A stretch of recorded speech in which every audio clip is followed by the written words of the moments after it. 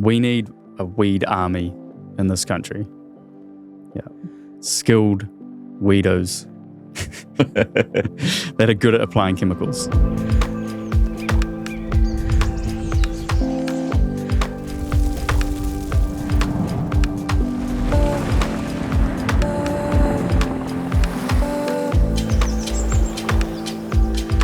Welcome to the Regeneration Will Be Funded. I'm your host, Matthew Monahan, and in this series, we're having conversations about regenerative finance, technology, and our living planet. How can we build an economy that's in service to life? Brought to you by Ma Earth. You can find all of our conversations at maearth.com. Thanks for joining us. Kora, today's guest is Geoff Reid. Geoff is a passionate advocate for environmental restoration and protection.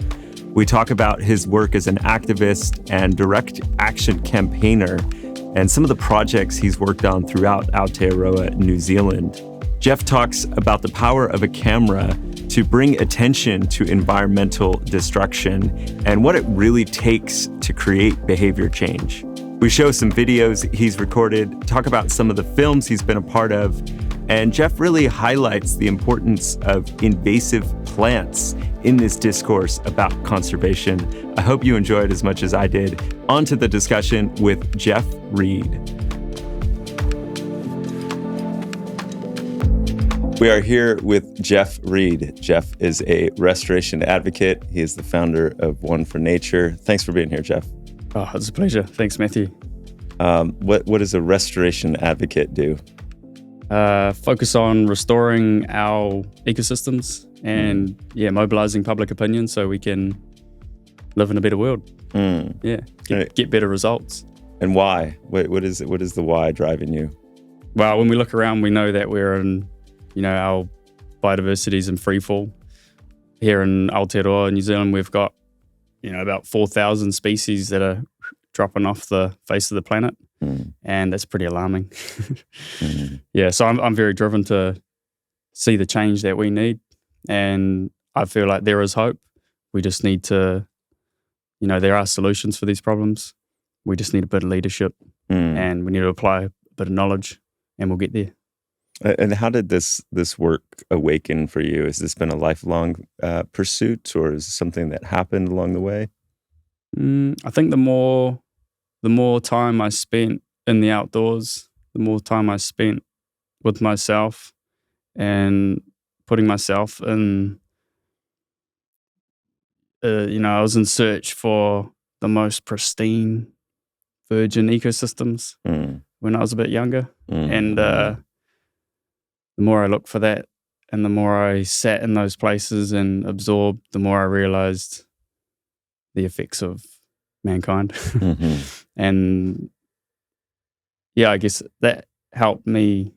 Well, I don't guess, that definitely helped me reach a state of awareness just by being in these places. And in return, I feel like it's my duty now to enhance these natural places, because the state of us as individuals and the state of us as a society just reflects the state of our environment, And when our environment's heavily degraded, so are our social systems, so are our bodies, So that's the motivation for me, is that if we can lift up and uphold a high standard of environmental protection and awareness and look after biodiversity, then us too as beings and as a collective will also, be amplified.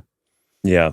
Yeah, it's interesting. I've thought a lot about that, being in pristine landscapes and environments, or old growth forests, or, sitting next to the giant glaciers. Like, for me, those imprints have informed everything.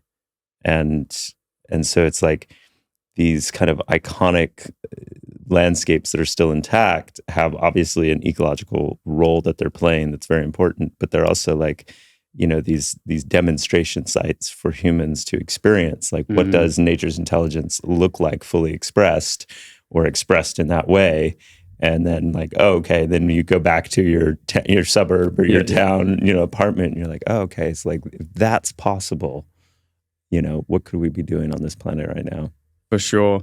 And when the more you know, the more you find out, and the more you see, the more I feel, oh dear, these awe-inspiring places which, inspire us to go back to our communities and with new thinking, they're at threat massively. Yeah. And they're at threat from invasive species. They're at threat from, destructive industries and development. And, plants are a big one. Plants get moved around from all the different parts of the world and end up in the wrong places and escape from people's gardens. And this is something that I've been focused on. So I'd love to touch on those, maybe first with invasive species. What is an invasive species, and why is this concept so important? That's basically something outside of its original habitat. So, for example, here in Aotearoa, we've got deer or ungulates, and they've let them roam in our forests. The early settlers brought them here, and we don't have any wolves. So the deer have just gone ballistic. Populations have totally exploded.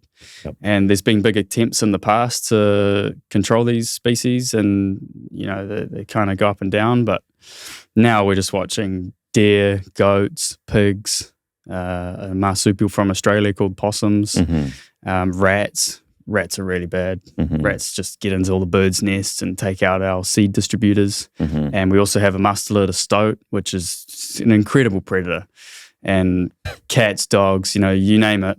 Humans have brought things to the sensitive ecosystem, the sensitive island, and we're paying the price. We've got less than 50% of our bird species left, and most of those are in a pretty critical state. We're down to pretty low numbers.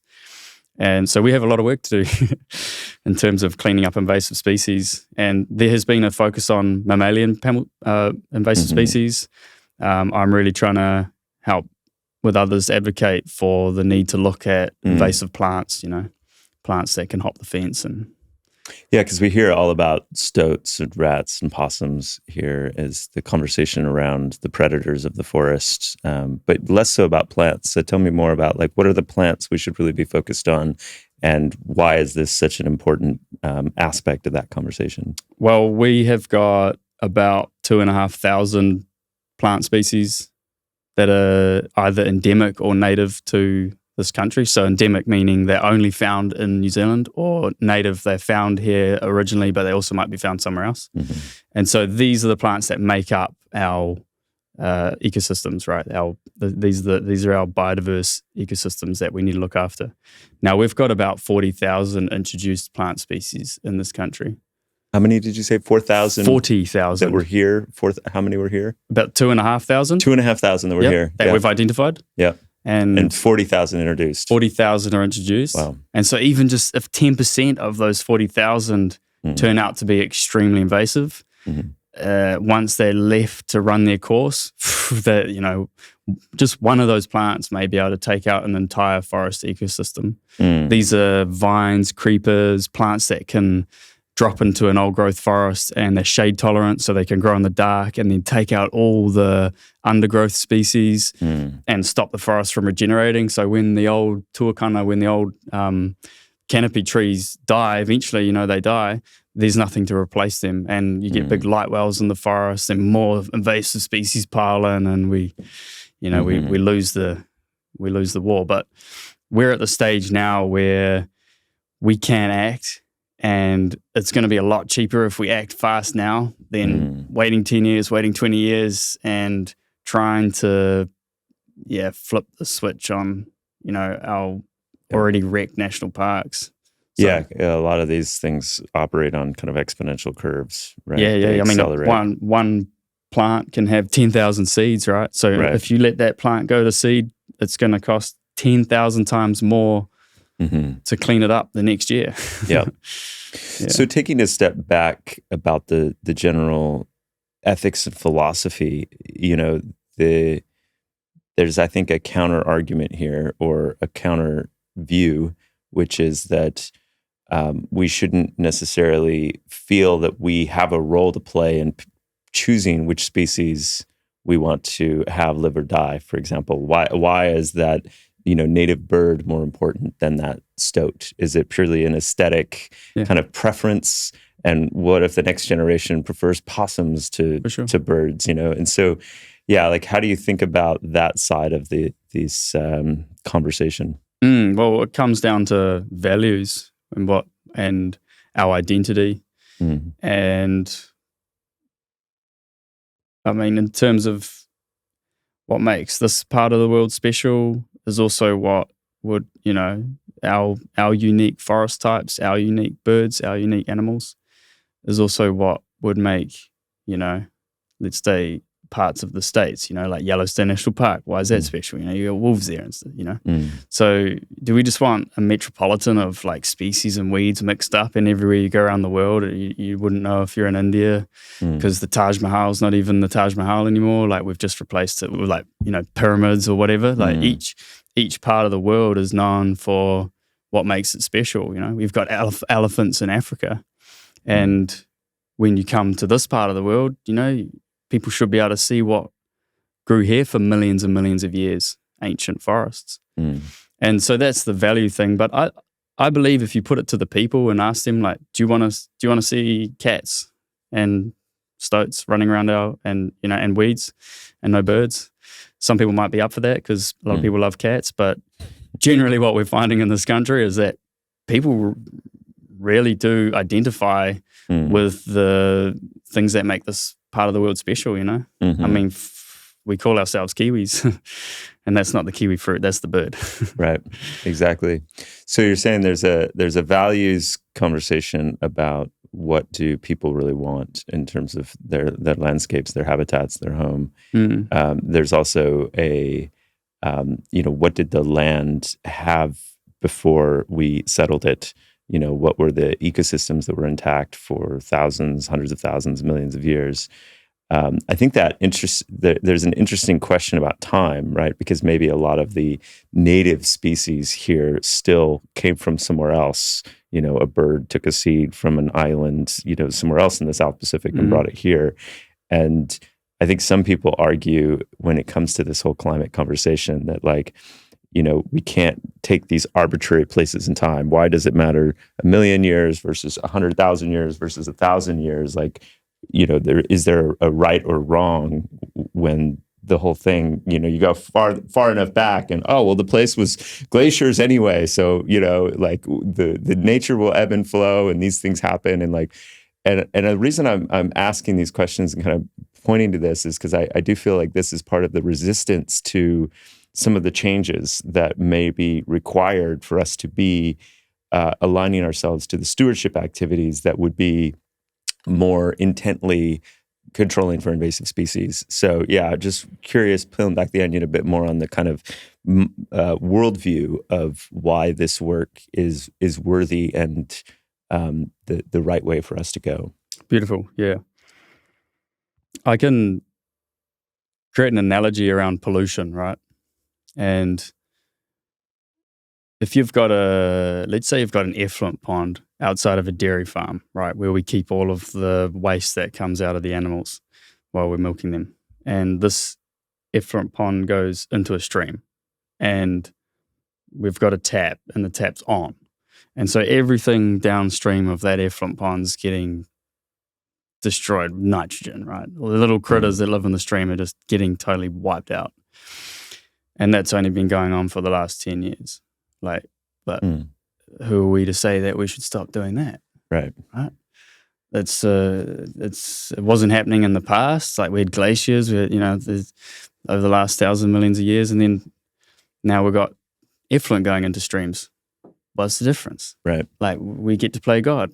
And when we look at invasive species, plants, we're still bringing them into this country. We're still selling them at garden nurseries. Our EPA is still allowing the sales of tropical plants that they say will grow in greenhouses only. Wild ginger is a tropical plant. It's taken over our forest. So when we look at invasive species, we need to start looking at them as biological pollution and not just, but it's, it's okay. Like they haven't always been here, but they look nice. That's a very pretty flower. Adds a little color to the landscape. Yeah. And it might be adding biodiversity because now you've got 11 species instead of 10. Right. But that one species is going to most likely take out those ones. So it comes down to values, but for me, but it also, it does come down to biodiversity. Like, over time, over thousands of years, over tens of thousands and millions of years, nature's worked it out. Yeah, a plant might have come in from a bird or blown in with the wind from the South Pacific and landed here.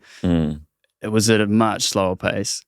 And when you've got a really intact ecosystem with thousands of insects and species, things end up finding their way a lot smoother. Yeah. Now our ecosystems are so fragmented. Yeah.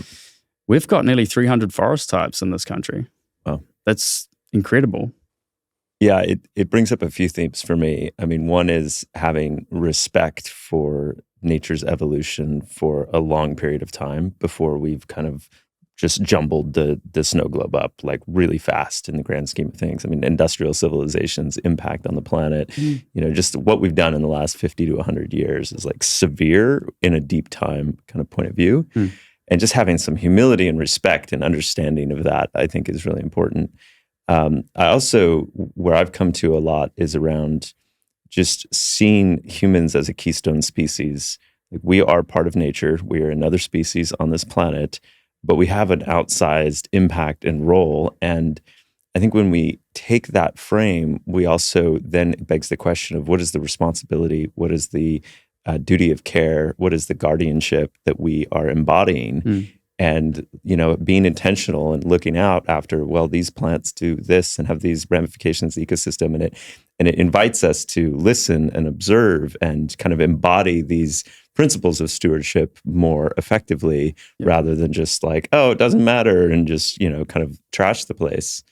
And then the last point I was going to make is I think about what Klaus Lotz over at Permadynamics up north says when he looks at a particular landscape or place. He says, I asked the question, and hopefully I'm paraphrasing here, get this right, but it's like, what is the most beautiful expression of this particular piece of land that wants to be, or that, like, how do I partner with this whenua to create the best expression? And I think that, for me, comes up when you talk about like the difference between Yosemite or, a place in India.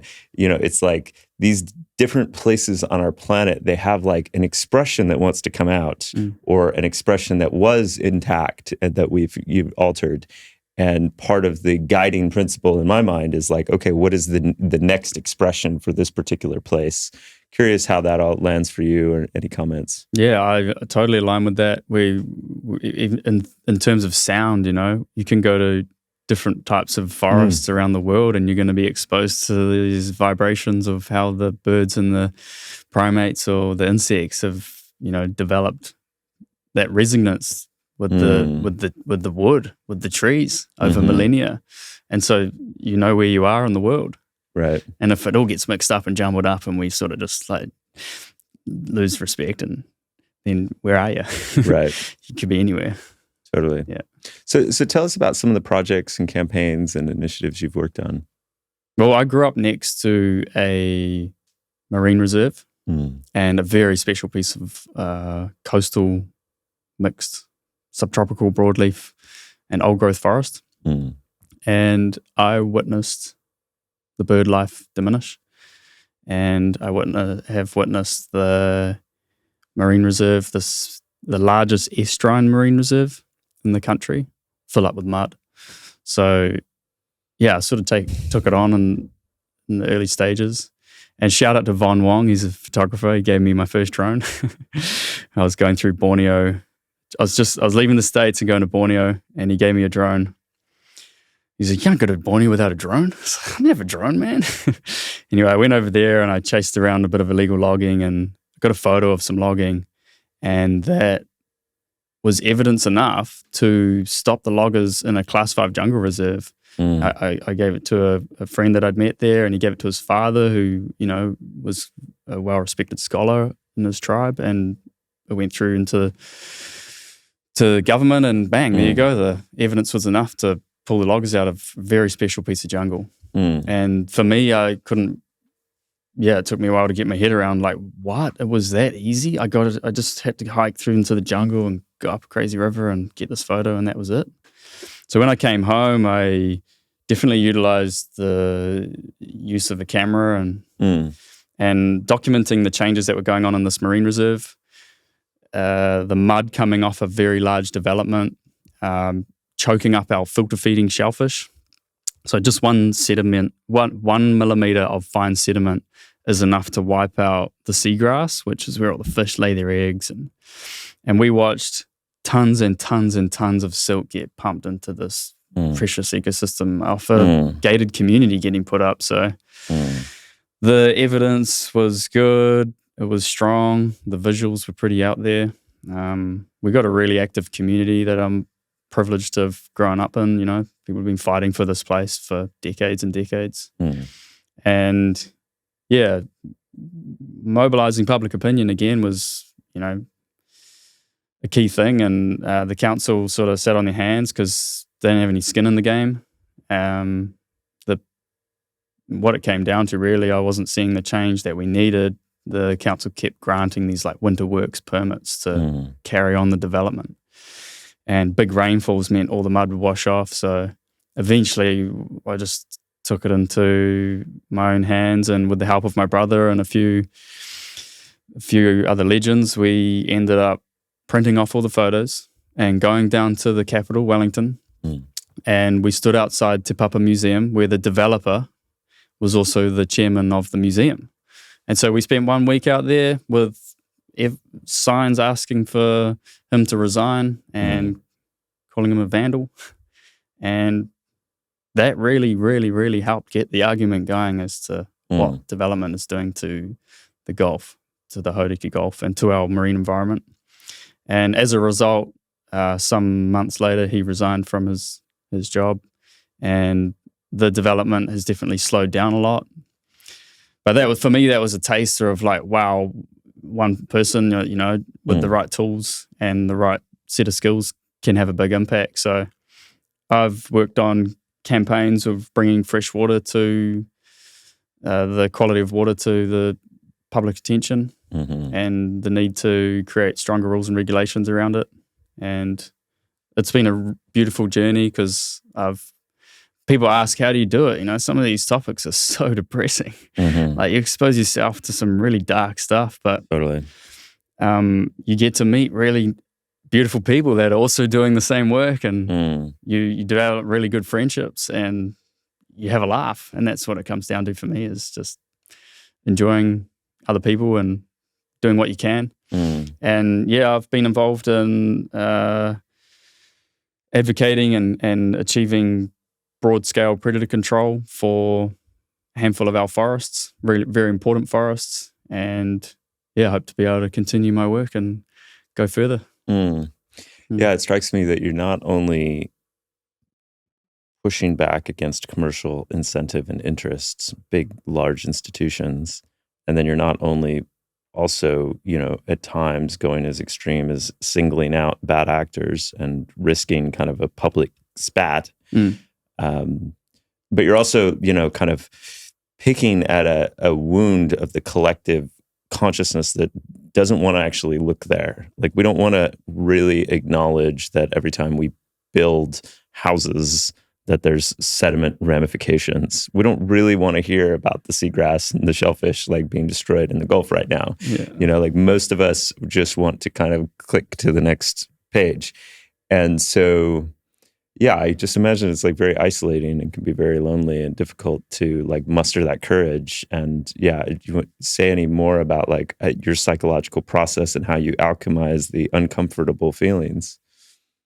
I think, as a message for anyone else out there that are working on heavy campaigns, like, you got to celebrate your wins. And sometimes your wins might be so small. Like, you might lose this much and only like like not lose as much, that's still a win. Right. So just trying to celebrate your wins is probably the most important thing for me, because it's very easy to just go on to the next thing, because there's so much to do. Like you move from that to the next topic, to the next. You got to compose yourself a burden. Right. Yeah. Some of the key things that I feel like I've really achieved something here, has been mud farming, bringing the issue of having too many animals and not enough land to the public, and making sure people really understand that, hey, we're at peak cow, we're at peak sheep, we're at peak animal now. We don't have enough grass. And this is what it looks like. We've got cows in the winter in mud. Sometimes it's up to their udders. They're giving birth into the mud. These calves are just drowning and dying in the mud. We've got big, heavy rainfalls that come and just wash thick mud that's loaded with fertilizer, phosphorus. It's loaded with feces and urine, herbicides, pesticides, just thick amounts of sludge going into our rivers, where it chokes up all the habitat between the rocks, kills the little macroinvertebrates, and then it goes into either our lakes or our estuaries, or it just goes into the ocean, where we don't know what's going on down at the depths, where we've just got the sludge going down there. And we're just letting our topsoil go. This is one of our biggest assets as a nation. So this issue has been pretty close to my heart, and it's been neat working with dedicated individuals on this, like Matt Coffey and Angus Robson. And we've seen changes. We've seen the government act fast to set up task force. And things are really slow, but slowly, with mobilizing public opinion and creating that perception and naming the practice, mud farming, it's been huge. Yeah, this is the power of imagery. Now we're seeing people going around in their own weekends, documenting the animal welfare issues, documenting the environmental impacts, and putting it up on their own social media. And we're starting to get that like critical mass where we get a certain percentage of the population are really annoyed about the issue, and that's when we start to see the big changes that we need. Nice. Yeah. So that's mud farming. Forest collapse is a huge issue in this country. We've got browsing mammals that eat out the undergrowth. We've got marsupial mammal possums from Australia that just graze the canopy and eat all the really special trees, the tasty ones. And then rats eating all the birds, cleaning up all the insects. The forests have become silent, and they need regular treatment to keep them alive. And there's a big problem in this country with the separation between people that want to use our forests as hunting grounds to fill their freezers up with bushmeat. And there's a place for that. Yep. In some areas, there's people that rely on that. But if we want to get serious about protecting our biodiversity, we got to remember that, hey, we logged and drained the wetlands and the forests in this country, right? We've got 15% left of native forest cover. And we've drained 99% of our wetlands. That's a lot of land for grazing animals. We don't need to graze and farm animals in our national parks. Exactly. And if people want to do that, then we've got paddocks and pine plantations. For me, it's as simple as that. And if you want to argue about it, I'm just going to say you're selfish. You're viewing our areas of recreation as a place to exploit for keeping your taste buds happy. Yeah. So we covered forests and mud farming. Any other kind of key issues that you've been focused on? Yeah, unsustainable development. We know that we are creating a population based on resources that are unsustainable.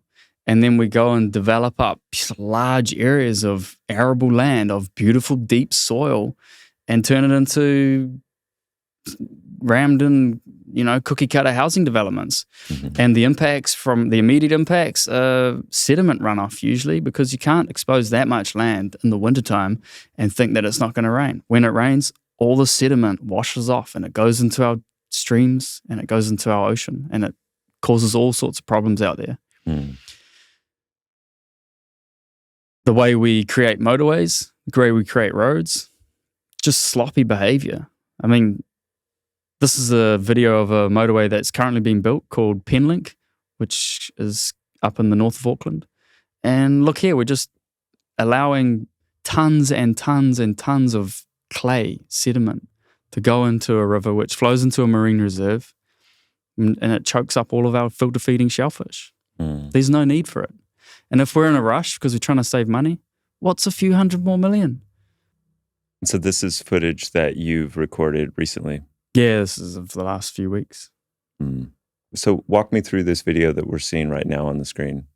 Right, so this is biological pollution, right? You can throw a plastic bottle out the window, there you got a plastic bottle in the ditch. You can have an invasive plant in your garden and it's going to go to seed, whammo, your whole forest is trashed, filled up with this vine. So this is Japanese honeysuckle taking over a bit of conservation land, and there's just hectares and hectares and hectares of this. This is at Lake Tarawera. There is a group started up now to try and control this vine, but we're going to need to throw a lot of resources at it. And unfortunately, the solution is the use of herbicides, because you can't tackle problems this big without herbicides.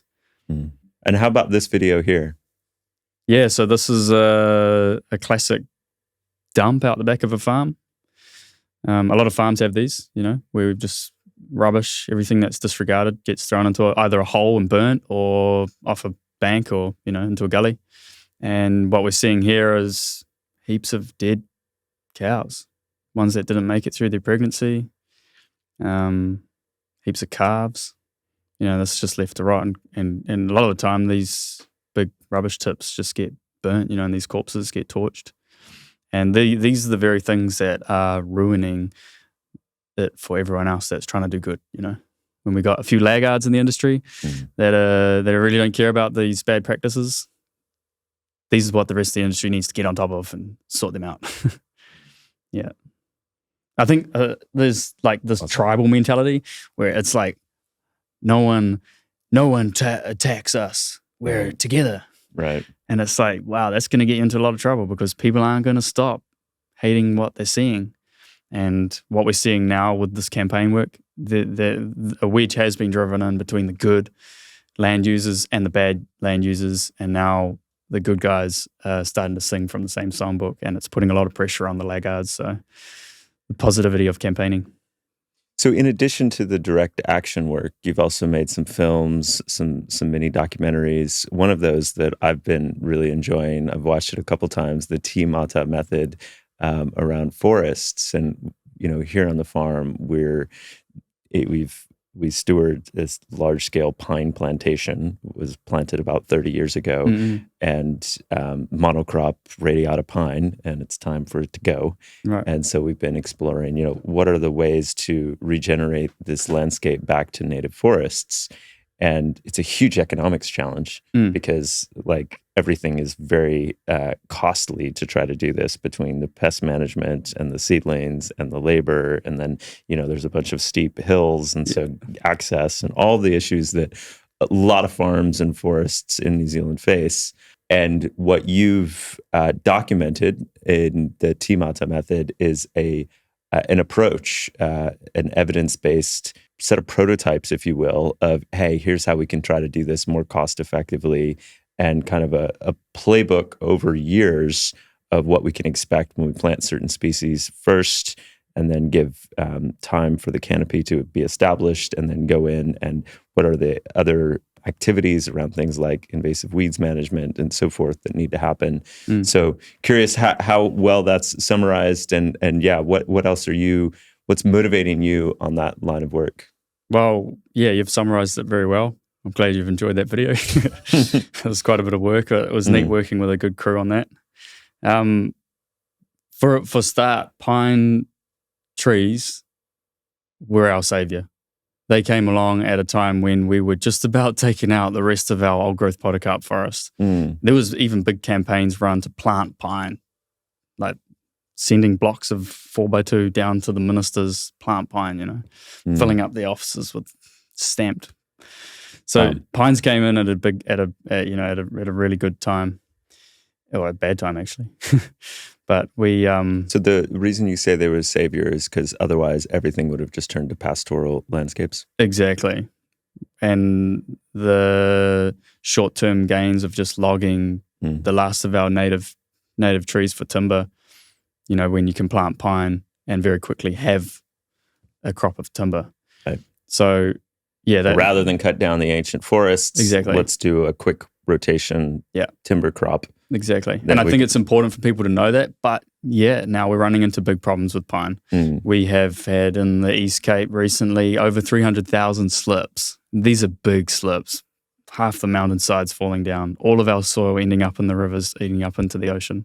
So we do need to find a balance. Yep. And pines are also a very useful tool for regenerating forests because you get a canopy really quickly and you can suppress a lot of the different weed species. So if you don't need the money for the pine, then you can go in and ring bark or drill and fill the plantation, and you'll have a very nice canopy for your native plants to come up in. This has been done time and time again around the country. Drill and fill and ring bark would be to kill the tree. Those trees. Yeah, but it stays standing, so it doesn't fall down and create a big mess. Eventually, over a decade, the needles and the sticks and the twigs and the branches will fall off, and eventually the tree rots down. That's quite a useful tool. So there is pine trees are a nuisance. They spread, they go into our alpine landscapes, and our southern Alps are like right now being converted into pine forests. And that's a big worry. So we do need to control pines, but at the same time, they're a good tool.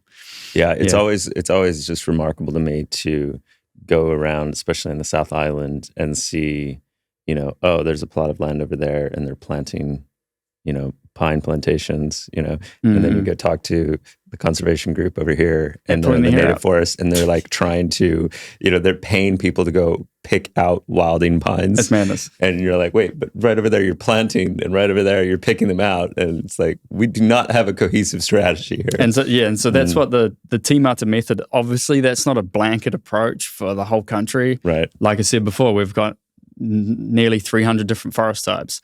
We need to be very particular about what we do in each area, how we regenerate that area, which parts of that area should be regenerated, which parts should be left in agriculture. Is it practical to have pine plantations in that area? Are they going to spread somewhere else and trash another ecosystem? So we need to be pragmatic. We need to have meaningful plans, and we need to have that vision. And that's internationally, if we want to regenerate an area, we don't just go in and plant trees and walk away. That's old school thinking. Trees plant themselves too. Like it's expensive to plant trees. If you're in a rush to do it, you can do it. You can make it cheaper.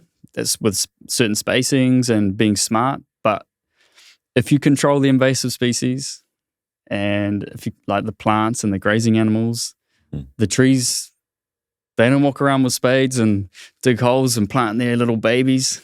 They have a system, There's seeds that are wind dispersed, or if the birds are there, the birds are going to spread the fruit, and eventually the forest will regenerate itself naturally, and it won't look ugly in rows. Right, exactly. So before we talk a bit more of that, vision and plans, just on the Tīmata Method, how would you summarize kind of the key points or any particular points to highlight around like common misconceptions of when it comes to revegetating back into native forests? Well, just speaking for New Zealand, Aotearoa, there's plants do get planted quite close, it's good if you can afford it. It keeps down certain species of grass, but our very invasive plant species, the reason they're invasive is because they can grow in the shade. And so it doesn't really matter how close you plant, these shade-tolerant weeds are still going to get into your planting block. So you can plant trees a bit wider, and that's what we're finding is saving a lot of money. Right. Yeah, and that's probably one of the first key points. The other one is really looking at the landscape and seeing what threats are there, what invasive species are there, and creating a plan to manage those. So your effort in planting or the money that you're spending in planting isn't just going to waste. Yeah. Yeah. I mean, that's like, so we did a pilot here and it was close to my backyard. And that's the number one thing I struggled with was the invasive weeds. Yeah. Planning and bringing myself to use harsh chemicals. Exactly. We said the C word. Because, like there's something that I was just like, rewild. I just wanted to, just like, I want to put, we had to fence it because the deer were just insane. Yeah. So I was like, okay, so we fenced off the whole area. It was all pine cut over. Yeah. There were a couple little old pines still standing, but like mostly just like denuded landscape. Mm-hmm. And we went in after harvest and put down manuka, kanuka, and some beech trees because Nice. This was all originally beech. Now, we should have done the beech later after there was a bit more time for the kanuka and manuka, but I didn't know what I was doing well enough, so we just planted it all at the same time. And we did, lots of protectors and wool mats and cardboard, like did everything we could. But the thing we didn't do well, the thing I didn't do well was plant around the weeds. And took the intentional philosophy that the gorse is okay. We're going to let the gorse be, a bit of a natural canopy, and then eventually it will subside. But the other invasive weed species, like you really have to know what you're looking for, and you got to get on it early, and you got to go into these steep kind of places, hardcore. and then you got to bring yourself to put those chemicals into the earth. And that was the part I really struggled with. Yeah. What would you say about the chemicals and that kind of psychological experience of not wanting to spray the earth with these kind of harsh nasties?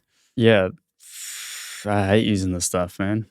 Gets on you every now and then, and you can wear as much protective gear, but eventually, oh, damn, there's a bit on me now. I don't like it. That's why I really am advocating for let's turn the tap off with bringing new plants in, because each time we let these weeds seed, we have to, if we do want to control them, if we decide as a nation that, or as a planet that we want to look after our remaining ecosystems, then that's just what we're going to have to do. And it's like when you're sick, like, if you're really sick, and there's some medicine, but that's pretty hardcore medicine. Like, you want to stay alive, sometimes you run out of options, and you got to have that rongoa that you wouldn't take every day. You definitely don't want to go around it, like be close to it. It's disgusting, or it can have side effects. Sometimes that's our last option. And there's manual methods. You can cut and dig out, and if you've got a massive army of people, great, you can do a lot of work. But sometimes the money's not there, and even the skill set's not there. It comes down to skilled contractors that know their plants, that know how to protect the native plants and use the different types of herbicides that are selective on those types of plants that don't kill those ones. And there's a lot to take in. We need a weed army in this country that are good, people that are good at applying chemicals. And where are we going to learn those skills practically? Like which institutions or which training, kind of places are we going to bring that education? Well, it's got to be, try and take up all channels. Like I'm envisaging huge amount of material online for people to go and learn about weeds. Already I was involved with setting up an organization up near Auckland, and they have a person in place going into the schools with pruning saws and bottles of herbicide. And, I got a good friend on the job up there, cut and pasting all the different weeds, and the kids love it. They're right into it. Yeah. It's got to be, education is got to be systemic, It reminds me of how, the kids can identify corporate logos, but they can't identify plants. Oh, yeah. I mean, I'm the same way. Yeah. And, it's like that education, it's not only the pretty plants that we idolize, it's also got to be the weeds and the invasive species. Yeah. And I think there's things that we can do, like renaming weeds, right? We renamed a weed after a politician. Maggie Barry, she ran a garden show. She let Mexican daisy just go crazy around the country. They promoted it heavily. And so that Mexican daisy now is known as Maggie Barry weed throughout the country. And so some of these plants are got really beautiful names, and they're not. Right. We need to rename plants, and I think that will help the education. Right. Yeah. So that kind of speaks to that willingness to engage in reputational conflict. And, that seems to be a line that you intentionally dance. And I know you're thoughtful about when to bring that tactic, if you will, to the activism. But it's also a line that a lot of people avoid. You know, sure. like I don't want to upset things too much, and so I'm not going to, you know, identify that specific corporation or that specific politician, pick that kind of fight. Tell me more about your thinking around this. Yeah, well, causing reputational damage or reputational harm is definitely not for everyone. And we shouldn't expect everyone to just put up billboards of the CEO of the company that they've got a problem with. And sometimes we're just left to do that. That's a last resort. And I don't like doing gotcha campaigns, you know, like, hey, we've got all this evidence and we're going to release it into the public. Got ya. That's just ineffective. We need to work together. And it's about identifying the solutions to get ourselves out of this tricky situation. We've got some pretty smart minds around the place to come up with those solutions. And then it's sticking it to the agency or the industry leaders to see if they want to, you know, work together. And you can only push so far before, you know, you're banging your head against a brick wall. And that is when the reputational damage card needs to be played. And we can all sing Kumbaya and hold hands around the fire and watch the world burn. And it's not until, you know, things come at loggerhead where we really see change. And we need to remember that for change, there needs to be a bit of tension somewhere. Yeah. Nice. Yeah. And when you think about where that accountability should live, you know, we're all complicit, right? Like we're all consuming, we're all turning a blind eye, we're all having impact on the landscape. And I think sometimes it's too easy to point to a visible scapegoat or a figurehead when actually the responsibility needs to be more shared. Whilst also recognizing that certain people have more control, influence, or specific roles designated. And so, yeah, I'm just curious, like, how do you think about accountability in this time? Sometimes it's definitely not effective to just go after the man, right? Because what's going to happen, that person might resign. You might seriously, like, kind of cause them a bit of an injury. And the next best person's going to get put there, which might not be as optimal either. Right. So, yeah, we need to work together on a lot of these issues. But when you've got a bureaucracy or a bureaucrat that is just focusing on the process and not a positive outcome, and they don't have any skin in the game, they need to be given skin in the game, right? They usually get captured by big business or developers or, you know, the intensive agriculture industry, and they just end up doing what the tax money's there paid for them to do, right? They're a public servant. And so you've got polluters, and then you've got people that want to see the environment protected.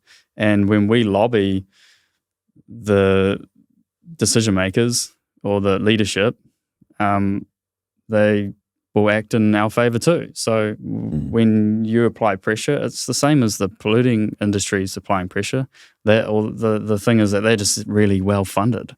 They've got resources to go to every single meeting, show up to all the hearings, show up to the whole process, and just go through the steps that will cause a volunteer to go terminal with cancer because they just can't live their life and fight this the whole time. So that's where we lose on the environmental front. Our agencies get captured. And yeah, it might seem nasty to call out the person at the top, but it's a necessary thing. Got it. Yeah. So let's talk about that resourcing and the funding aspect. You know, you've been doing this on the back of an oily rag for some time. How do you see the flow of finance and money in the environmental activist and kind of direct action space? And kind of maybe framing at a high level how you think about funding and resourcing. I think there's a lot of good people out there putting their all into looking after this planet for us. And it's a very real thing, burnout. And the philanthropy sector is still very young, bridging the gap between the hardcore people on the ground that are just focused and dialed with where the energy is, where the money is, where the resources are, is still not really there yet. And so there needs to be a bit more of a bridge, and also identifying the individuals or the community groups that are doing that work and looking after them and making sure that they don't burn out. That's definitely a big thing. For me, I'm very grateful. I've had a handful of people give me one-off donations and regular donations. It's small money, but it's enough for me to upgrade my camera kit every now and then and pay for gas, get around the country. So, yeah. For me, I'm focusing now on an application, a mobile phone app called One for Nature. And we're in the fundraising process to develop a tool which will drive accountability and call out bullshit behavior. Tell me more about this. What's the vision for the app? The app is basically a sustainable land use accountability tool.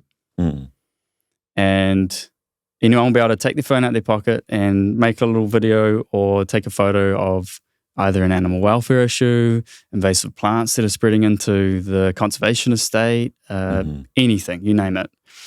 Animals in waterways, mud farming, sediment runoff, development, things that are not okay. They don't have to identify themselves. They can still be working for that industry and speak out without losing their job and putting their family on the line. And so we want to create a safe place for whistleblowers, and we want to be able to bring in all the evidence, all the data on all the different individual topics that are all interlinked. Everything's related. And we want to just drive the accountability from a central place. Use it as a place so people can pin on the map where things are going down. If there are other activists or advocates out there that are interested in their own field, they'll be able to meet other people on the app to also go out and document together. So got a bit of a vision for One for Nature. Cool. But basically it'll be One for Nature, you be the judge. Allow the public to also be the regulator. Right. What I love about it is it really draws out that insight that you shared earlier, like one drone photo having an impact on a forest in Borneo, and that people, once they see these feedback loops and we have the evidence, that the public can hold to account behavior based on its values and say, we don't actually like that. Let's do this instead. So what you're identifying is, maybe a way to bring that into more hands through these mobile devices that we all carry around. Totally. And it's like, businesses do so much to, manage and goose their 5-star review ratings on Google Maps.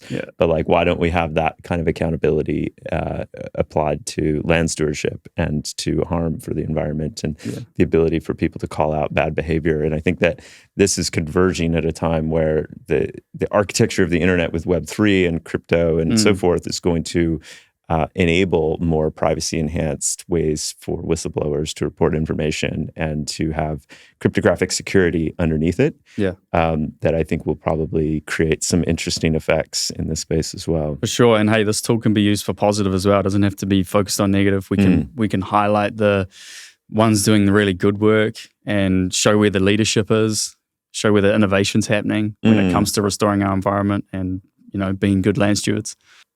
I'd love to end on that question and ask you about that leadership and that vision. Like, what is your vision for the restoration of our habitat in Whenua?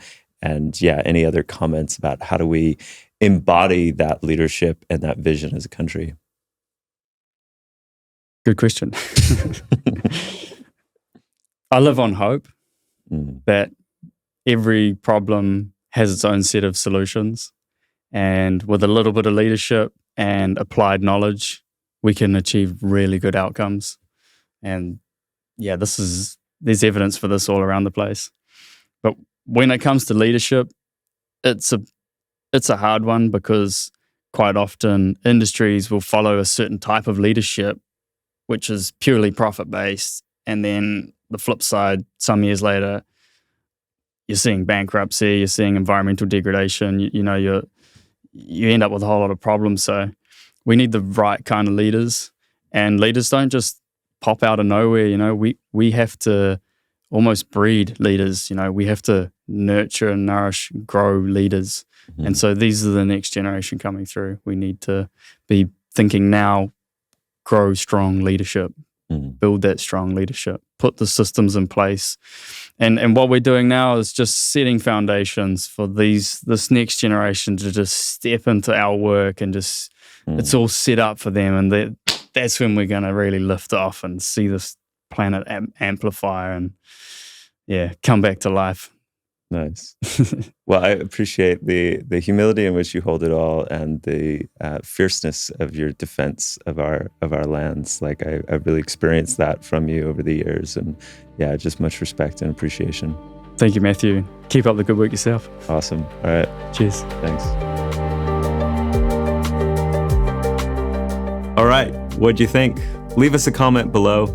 I really admire Geoff's courage and willingness to fight on behalf of Mother Earth.